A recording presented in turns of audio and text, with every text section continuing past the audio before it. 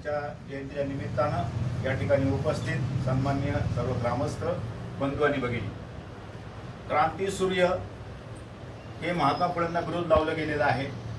मग त्यांना क्रांतीसूर्य का म्हणतात? तर क्रांती म्हणजे एखाद्या प्रस्थापित व्यवस्थेविरुद्ध बंड करून घडवून आणलेला बदल. मग महात्मा फुलेंनी कोणता बदल घडवून आणला हे जर पाहिजे असेल तर तत्कालीन असणारी परिस्थिती अत्यंत पाहणं महत्त्वाचं आहे. आर्य म्हणजे आजचे ब्राह्मण हे या देशाचे नागरिक नाहीत, तर ते इराकमधून भारतामध्ये आलेले आहेत. इथं राहणारे मूळचे नागरिक जे तुम्ही आम्ही सर्व आहोत, आपणाला आदिवासी म्हणतात. आदिवासी म्हणजे आधीपासून राहणारे किंवा वनात राहणारे ते वनवासी. तर आपण ह्या देशाचे मूळ नागरिक आहोत. ह्या देशाचे मूळ नागरिक आणि आर्य यांच्यामध्ये हजारो वर्ष संघर्ष चाललेला होता आणि त्या संघर्षामध्ये आर्यांच्या वतीनं ज्यांनी ज्यांनी पराक्रम केले त्यांना नवनारायणाचे अवतार ठरवले गेले आणि आपल्या महापुरुषांना मात्र बाजूला टाकलं गेलं. मग आर्य ह्या देशात आल्यानंतर आर्यांचे 4 वर्ण तुम्ही आम्ही सर्वांनी पाहिलेले आहेत: ब्राह्मण, क्षत्रिय, वैश्य आणि शूद्र. तर ब्राह्मणाने अध्ययन अध्यापन करायचं, शिकणे आणि शिकवणे आणि यज्ञ करायचा. वैश्य जे आहे त्यांनी व्यापार करायचा, अध्ययन करायचं, शिकवायचं मात्र नाही. क्षत्रियाने राजाच्या सीमांचं रक्षण करायचं, अध्ययन करायचं, पण शिकवायचं मात्र नाही. आणि शूद्रांनी मात्र ह्या सर्वांची सेवा करायची असं सांगितलेलं होतं. पुढे पुढे काय झालं, क्षत्रियांचा लढायांमुळे आणि वैश्यांचा व्यापाऱ्यांमुळे शूद्रांबरोबर संबंध आला. त्यामुळे त्यांची गणना ब्राह्मणांनी शूद्रामध्ये करून टाकली आणि त्यामुळं छत्रपती शिवाजी महाराजांच्या कालखंडापासून 2च वर्ण शिल्लक राहिले, एक ब्राह्मण आणि दुसरा शूद्र. त्यामुळं त्या नीतीनुसार तुम्ही आम्ही सर्व शूद्र आहोत. त्यानंतर त्यांनी जे काही नियम लागू केले, ते नियम जे आहेत ते घटनेमध्ये यावेत, कुठेतरी लिखित स्वरूपात यावेत म्हणून मनुस्मृती नावाचा ग्रंथ लिहिला गेला. सुमती भार्गव त्याचे लेखक होते आणि त्यांच्यामध्ये काही दंडक घालून दिले. मग त्या सुमती भार्गव जो त्यांनी ग्रंथ लिहिला आहे मनुस्मृती, ती काय सांगते तर शूद्राने शिक्षण घेऊ नये, शूद्राने चांगलं अन्न खायचं नाही, शूद्राने चांगले कपडे घालायचे नाही. शूद्र अतिशूद्र जर असतील तर त्यांनी तर अक्षरशः गळ्यामध्ये गाडगं आणि पाठीला खराटा घालून फिरायचं. त्यांना अस्पृश्य भेदभाव केला जायचा. त्यांना पाणी पुरवठ्या ठिकाणी पाणी पिण्याचा अधिकार नव्हता, मंदिर जाण्याचा देखील अधिकार नव्हता. इतकी भयावह परिस्थिती होती. छत्रपती शिवाजी कालखंडानंतर पेशव्यांचं राज्य आलं. त्याच्यामध्ये तर बहुजनांचा प्रचंड छळ केला गेला. काय परिस्थिती होती त्या काळात, तर त्या काळामध्ये आपण जर पाहिलं, इंग्रजांचं संपूर्ण राज्य सुरू झाल्यामुळे लढाया थांबल्या होत्या, पराक्रम सगळे थांबले होते आणि मोडकळी साईडला हिंदू समाज जो आहे तो वर्णव्यवस्थेच्या वाड्यात पिसून गेलेला होता. माणसांना माणसांची आठवण नव्हती. विशेषतः स्त्रियांचे तर प्रचंड हाल होते, कारण त्या काळामध्ये सतीची चाल होती. सती जाणं म्हणजे काय, जर नवरा जर मृत पावला तर त्या स्त्रीला तिचे संपूर्ण चांगले दागिने घालायचे, वाजत गाजत मिरवणूक काढायची, नदीवर जायचं, तिची पूजा केली जायची. नवऱ्याची चिता पेटवल्यानंतर तिची पूजा केल्यानंतर ते दागिने जे आहेत ते काढून घेण्याचा अधिकार गावातील पुरोहिताला होता. दागिने काढल्यानंतर, चिता पेटवल्यानंतर तिला अक्षरशः त्या चितेमध्ये फेकून द्यायचं. तिच्या आर्त आवाज ऐकू येऊ नये म्हणून जोरदार वाद्य वाजवली जायची. इतकी ती अमानुष प्रथा होती. पुढे लॉर्ड बेंटिंगने 1829 साली कायद्याने सतीची चाल बंद केली. त्यामुळं काय झालं, तो विधवांचं प्रमाण वाढलं. विधवांचं प्रमाण, कारण विधवा पुनर्विवाह बंदी होती. मग ह्या विधवांचं करायचं काय, त्यांचं केशवपण केलं जायचं, त्याच्यावर अन्याय अत्याचार केले जायचे. विधवा दर्शन अशुभ होतं, त्यामुळे त्यांना घराबाहेर देखील पडायचं नाही, असे प्रचंड हाल होते. त्याचबरोबर जे शेतकरी होते, पेशव्यांच्या कालखंडामध्ये शेतकऱ्यांचा प्रचंड त्रास होता. केवळ शेतसारा भरला नाही म्हणून शेतकऱ्यांना पाठीवर ओनं उभं केलं जायचं, त्यांना मिरचीची धुरी दिली जायची, त्यांच्या मुलांची मुंडकी उडवली जायची. इतकी अमानुष अशी पद्धत होती. आणि याच कालखंडामध्ये शनिवार जळाच्या आदल्या रात्री म्हणजे 11 एप्रिल 1827 रोजी पुण्यामध्ये महात्मा ज्योतिबा फुले यांचा जन्म झाला. कटगुण तालुका खटाव जिल्हा सातारा हे यांचं मूळ गाव. त्यांचं मूळचं आडनाव गोरे. गावातील कुलकर्ण्यानं कप्तानी जमीन हस्तगत केली म्हणून त्यांचे जे पंजोबा होते त्याचा कुलकर्ण्याचा खून केला आणि ते सासवड जवळ खानवडी गावी राहण्यामध्ये आले. तेथून फुल्यांचे आजोबा शेटिवा त्यांचं नाव, हे पुण्यामध्ये आले आणि पुण्यात येऊन त्यांनी फुलांचा व्यवसाय सुरू केला. मग त्यांचं गोरे आडनाव मागे पडलं आणि लोक त्यांना फुले म्हणू लागले. ज्योतिबांचा जन्म जो आहे तो 11 एप्रिल 1827चा. त्यांच्या जन्मानंतर 6च महिन्यामध्ये त्यांची आई चिमणाबाई आहे तिचं निधन होतं. मग ह्या बाळाचा सांभाळ कोणी करायचा म्हणून गोविंदरावांनी त्यांच्या वडिलांनी त्यांची मावस बहीण सगुणाबाई क्षीरसागर यांच्याकडे सुपूर्द केलं. सगुणाबाई क्षीरसागर ह्या बालविधवा होत्या. त्यांना सासरी आणि माहेरी कुणीच नव्हते. त्यामुळे त्या उदरनिर्वाहासाठी स्कॉटलंड मिशनचे जे जॉन्स होते त्यांच्या घरी धुनी मांडी करायच्या. मग त्या धुनी भांडी करता करता आपल्याबरोबर ज्योतिबांना शाळेत घेऊन जाऊ लागल्या. त्या लोकांना इंग्रजी बोलायची, ज्योतिबाही इंग्रजी बोलू लागले, त्या सुगणमाईंना पण इंग्रजी बोलता येत होतं. आणि त्यांच्याच प्रयत्नातून शेवटी ज्योतिबांना स्कॉटिश मिशन या शाळेमध्ये दाखल करण्यात आलं. त्या काळात आता दाखल जरी केलं तरी देखील पेशवाई जरी बुडाली होती तरी देखील त्या काळचे नियम बुडालेले नव्हते. म्हणजे शूद्रांनी शिक्षण घेऊ नये हे त्या काळात ठरलेलं होतं. त्यामुळे त्यांच्या घरी असणारे ब्राह्मण काकून कृष्णाजी देव त्यांचं नाव, त्यांनी गोविंदरावांना सांगितलं की तुमचा मुलगा शिक्षण घेत आहे, हे धर्मद्रोह आहे, तो ख्रिस्ती बनेल, पाप वाढेल, तुम्ही नरकात जा, त्याला अजिबात शिक्षण देऊ नका. रोज हा लकडा गोविंदरावांभोवती कृष्णाजी देव का होता. आणि शेवटी एक दिवस कंटाळून त्यांच्या वडिलांनी त्यांना शाळेतून काढून टाकलं आणि शेत कामाला लावलं. ज्योतिबांची हडपसर जवळ 200 एकर शेती होती. त्या क्षेत्रामध्ये ते काम करायचे. त्या काळात बालविवाहाची पद्धती होती. म्हणजे मुलगी जर 6 वर्षाची झाली विवाह योग्य झाली, मुलगा जर 13 वर्षाचा झाला तो विवाह योग्य झाला. आणि त्यामुळं ज्योतिबांचा विवाह शेवटी कटगुण तालुका खटाव जिल्हा सातारा हे त्यांचं मूळ गाव. त्याचप्रमाणे नायगाव जिल्हा तालुका खंडाळा जिल्हा सातारा येथील खंडोजी सदोजी नवशे पाटील यांची कन्या सावित्री हीच बरोबर त्यांचा विवाह 1840 साली संपन्न झाला. विवाह झाल्यानंतर ते पुण्यामध्ये आले. आपला शेती व्यवसाय चालूच होता. शेती व्यवसाय करता करता दुपारच्या वेळेमध्ये सगुणाबाईच्याच प्रेरणेने त्यांनी सावित्रीबाईंना शिक्षण द्यायला सुरुवात केली. सावित्रीबाई आणि सगुणाबाई दोघेही अत्यंत हुशार होत्या. त्यांना चांगल्या पद्धतीने लिहिता वाचा येऊ लागलं. त्यांची ही अभ्यासातील प्रगती स्कॉटलंड मिशन यांच्या लक्षामध्ये आली आणि त्यामुळे त्यांनी त्या दोघींची परीक्षा घेऊन त्यांना डायरेक्ट 3रीला प्रवेश दिला आणि अशा दोघींचंही 4थीपर्यंत शिक्षण पूर्ण झालं. आणि याच कालखंडामध्ये ज्योतिबांच्या आयुष्याला कलाटणी देणारी घटना घडली. काय घटना होती तर त्यांचा ब्राह्मण मित्र याने आपल्या लग्नात त्यांना आमंत्रण दिलं आणि त्यामुळं त्या ब्राह्मण मित्राच्या लग्नामध्ये ज्योतिबा त्या वरातीबरोबर चालू लागले. आता त्या काळात काय होतं, अस्पृश्यता होती. अस्पृश्य माणसांचं सावळी देखील करून घ्यायचे नाही आणि हे त्यांच्याबरोबर चालू लागले. त्यामुळं सनातनी ब्राह्मण खवळला, त्यांना आडवाची शिवीगाळी केली आणि हुसकून दिलं. आणि त्यामुळे ते घरी आले प्रचंड रडले. काय मला दोष आहे म्हणे, मित्राच्या आग्रहाखातर ते मी गेला गेलो होतो, मला दोष काय. तेव्हा त्यांना गोविंदराव म्हटले की बाळ तू लहान आहेस, कशाला त्या माझ्या काही ब्राह्मणांच्या. बरं झालं आज इंग्रजांचं राज्य आहे, आज जर कधी पेशवाई असती तर तुला ह्याच गुन्ह्याबद्दल हातीच्या बाई दिलं गेलं असतं. म्हणजे किती भयावह स्थिती होती. पण याचा ज्योतिबाला प्रचंड परिणाम झाला. त्यांनी विचार केला आणि त्यांनी ठरवलं मला ही परिस्थिती बदलायची आहे. बदलायसाठी काय करावं लागेल तर शिक्षण घ्यावं लागेल. पण शिक्षण कोणाला द्यायचं. मग त्यांनी पाहिलं की एक जर स्त्री शिकली की दोन्ही घरचा उद्धार करते, म्हणून स्त्रियांना शिक्षण द्यायचं. मग स्त्रियांसाठी शाळा जर काढायच्या असतील तर ते कशा काढता येतील, तर त्यासाठी मग त्यांनी नगद ह्या ठिकाणी काही महिलांसाठी शाळा काढल्या गेलेल्या होत्या मिशनच्या लोकांनी. त्या ठिकाणी गेले, शाळांची पाहणी केली आणि विचार केला की आपण देखील मुलींची शाळा काढली पाहिजे. कारण त्यांच्या लक्षामध्ये आलं होतं विद्येविना मती गेली, मतीविना गती गेली, गतीविना नीती गेली, नीतीविना वित्त गेले, वित्ताविना शूद्र खचले, इतके अनर्थ एका अविद्येने केले. त्यामुळे शिक्षण नसेल तर काही करता येत नाही. आणि म्हणून 1 जानेवारी 1848 रोजी पुण्यात भिडेवाड्यात मुलींची पहिली शाळा सुरू केली. आता त्या शाळा सुरू केल्यानंतर स्वतः धत्ते नावाचे पंतोजी होते, त्यांनाही ब्राह्मणांनी फितवलं.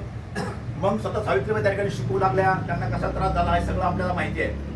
त्यामुळं इतक्या त्रासाला कंटाळून देखील त्या शाळा चालवल्या. पुणे, अहमदनगर आणि सातारा एकूण या 3 जिल्ह्यामध्ये 18 शाळा फुल्यांनी काढलेल्या होत्या. त्यातली एक शाळा आपल्या ओतूरची पण आहे, शाळा नंबर 1 मुलीं शाळा जी आहे ती फुल्यांनी सुरू केलेली शाळा आहे. त्या शाळांमध्ये केवळ स्त्रियांच्या शाळा नव्हत्या, तर प्रौढ वर्ग होते, पुरुषांसाठी शाळा होत्या, अस्पृश्यांसाठी शाळा होत्या. या शाळांना शेवटी शिक्षक कमी पडू लागले, म्हणून त्यांनी DEDचा अभ्यास करण्यासाठी एक शाळा सुरू केली आणि शाळांची प्रगती वाढवली. त्यांचा हा शाळेचा उपक्रम जो आहे तो त्यावेळेचे जे गव्हर्नर होते त्यांच्या लक्षामध्ये आला आणि त्यामुळं कलेक्टरांनी त्या दोघा दाम्पत्यांचा घरी बोलून 1000 लोकांच्या साक्षीनं त्या ठिकाणी त्यांचा सत्कार केला होता शाल जोडी देऊन. परंतु ब्राह्मणांना हे रुचलं नाही, कारण त्या काळात शाल देण्याची प्रथा फक्त ब्राह्मणांनाच होती आणि म्हणून त्यांनी ती म्हण काढली कसं शाल जोडीतून मारलं. तर ती जी घटना आहे तर खरं तर हा त्यांचा मोठा सत्कार होता. हा सत्कार त्यांना सहन झाला नाही. 1853 साली त्या काळात असं सांगितल्याप्रमाणे विद्वांची संख्या प्रचंड वाढलेली होती. त्या विद्वानावर अन्याय केले जायचे आणि मग तिला आत्महत्या केल्याशिवाय पर्याय नसायचा. मग मग ह्या आत्महत्या थांबण्यात काय करता येईल म्हणून त्यांनी आपल्या राहत्या घरी बाल हत्या प्रतिबंधक गृहाची स्थापना केली. म्हणजे काय तर जागोजागी बोर्ड लागले सर्वत्र की ज्या विधेवर असा कोणीतरी बलात्कार केला असेल, दिवस राहिले असतील, तिनं आत्महत्या करायची नाही, तिनं ज्योतिबा फुलेंच्या घरी यायचं, त्या ठिकाणी राहायचं, बाळंत व्हायचं. त्याला वाटलं आपलं मूल घेऊन जाऊ शकते किंवा ते मूल मग सावित्री आणि ज्योतिबा सांभाळतील. आणि अशा रीतीनं मग ती बातमी पसरल्यानंतर ज्योतिबांच्या घरी जवळपास 100 स्त्रियांना त्यांनी आश्रय दिलेला होता आणि 100 स्त्रियांची बाळंतपणं सावित्रीबाईंनी त्यावेळेला केली होती आणि ती मुलं देखील त्यांनी सांभाळलेली होती.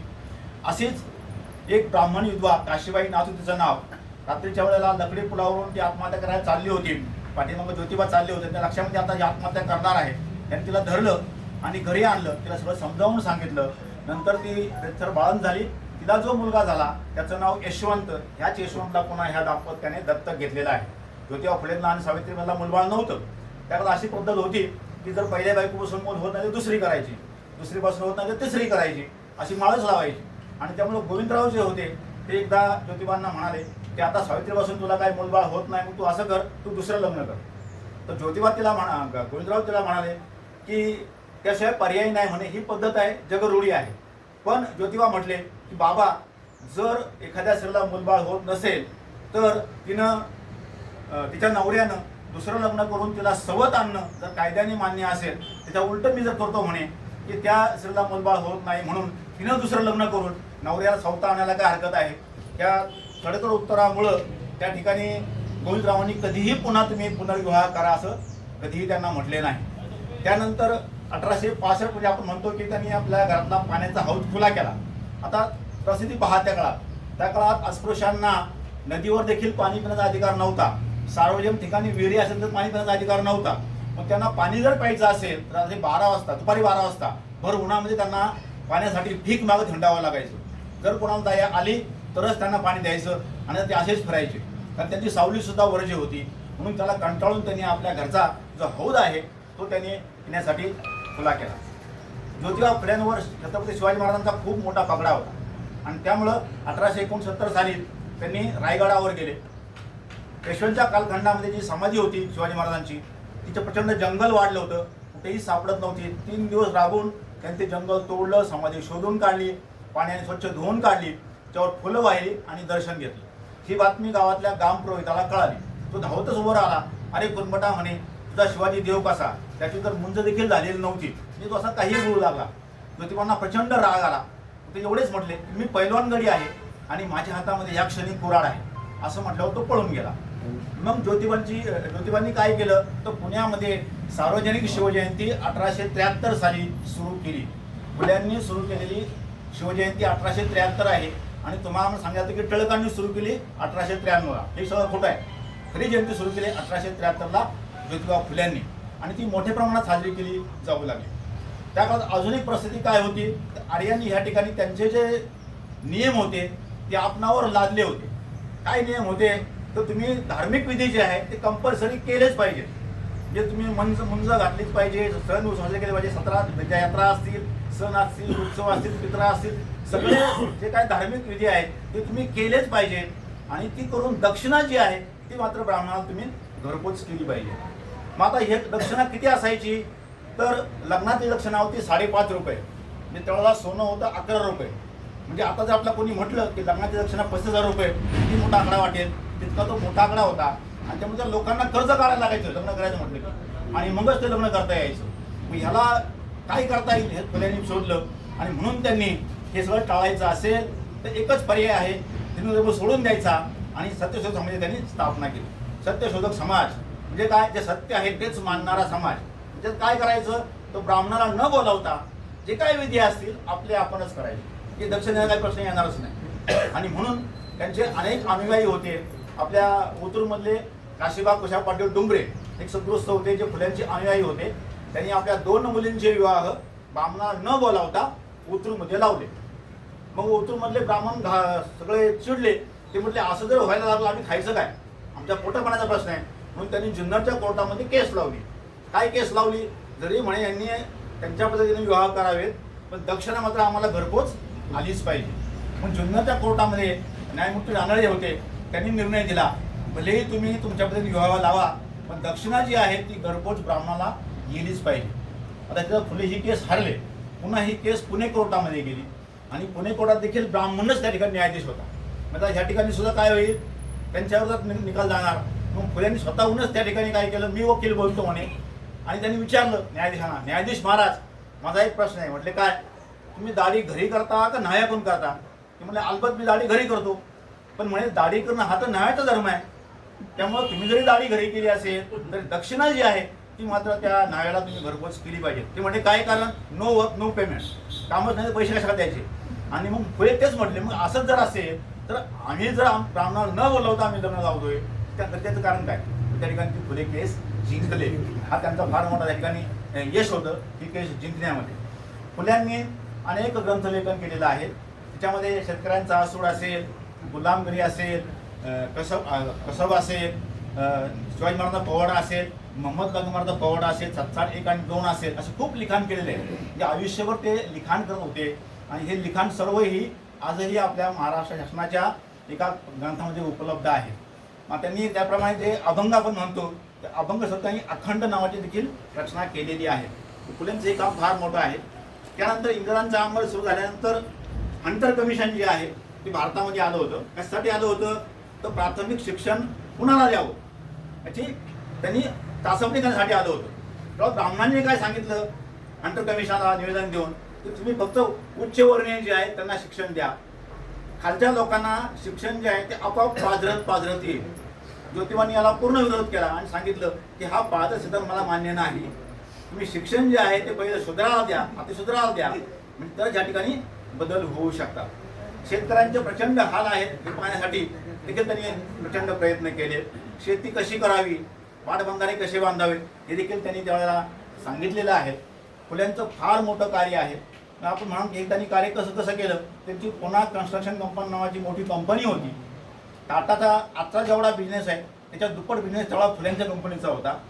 खडकवासला धरण जे आहे त्याचं बांधकाम अख्खं पुन्हा कन्स्ट्रक्शन कंपनीने केलेलं आहे. एवढाचा पूल जो आहे, दगडी पूल त्याला म्हणतात, त्याला दगड पुरवण्याचं काम हे पुन्हा कन्स्ट्रक्शन कंपनीने केलेलं आहे. मुंबईचं छत्रपती शिवाजी टर्मिनल जे आहे ते देखील फुल्यांच्या कन्स्ट्रक्शन कंपनीने बांधलेलं आहे. त्यामुळं त्यांना पैशाचा तोटा नव्हता. मध्यंतरी चंद्रकांत पाटलांनी वक्तव्य केलं होतं की भीक मागून शाळा काढल्या, हे अतिशय चुकीचं आहे. फुले अतिशय सुज्ञान असे होते, त्यांच्याकडे प्रचंड संपत्ती होती, तेव्हा भीक मागायचा प्रश्न येतच नव्हता. त्यामुळे ते अतिशय चुकीचं वक्तव्य त्यांच्या केलेलं होतं. फुल्यांचं कार्य हे फार मोठं कार्य आहे, काय छोट्या गोष्टींनी सांगता येणार नाही. परंतु त्यांना आज फुले कुठं आहेत, आज इंटरनेटवर आहे, जगभर त्यांची माहिती आहे आज पूर्णपणे. महाराष्ट्रापेक्षाही तुम्ही जर उत्तर प्रदेशला गेलात, गुजरातला गेलात, बिहारला गेलात, तिथे फुल्यांच्या नावाची विद्यापीठं आहेत, जिल्हे आहेत आणि जागोजागी पुतळे आहेत. म्हणजे फुले आज सर्व दूर पसरलेले आहेत. इतकं त्यांचं कार्य प्रचंड मोठं आहे आणि त्यांच्या कार्याचं खरं तर शासनाने विचार आता केला पाहिजे.